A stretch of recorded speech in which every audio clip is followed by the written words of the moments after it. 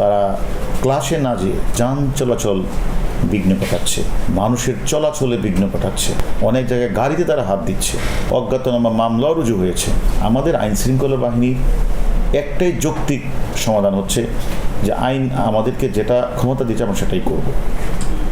Supreme court আমাদের হলো একটা ভরসার স্থল, সেখানে ওনারা একটা অর্ডার করেছেন, সেটা আমাদের সকলেই উচিত এটা মেনে চলা।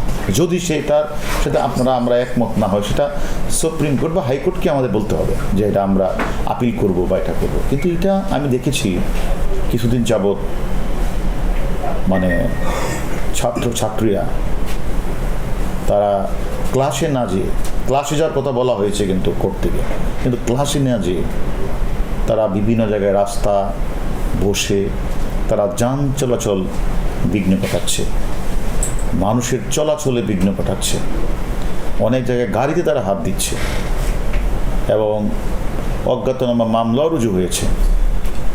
এখন আমার কথা হলো, কেউ যদি মনে করে যে মানে কোর্ট মানবে না, হাইকোর্ট মানবে না, তারা পুলিশের কথা মানবে না, তাহলে আমাদের করার কি আছে? আমাদের আইন শৃঙ্খলা বাহিনীর একটাই যৌক্তিক সমাধান হচ্ছে যে আইন আমাদেরকে যেটা ক্ষমতা দিচ্ছে আমরা সেটাই করব। কারণ আমরা মনে করি তারা যদি জানমালের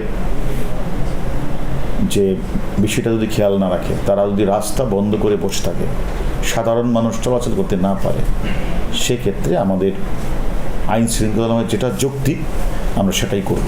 একটা বড়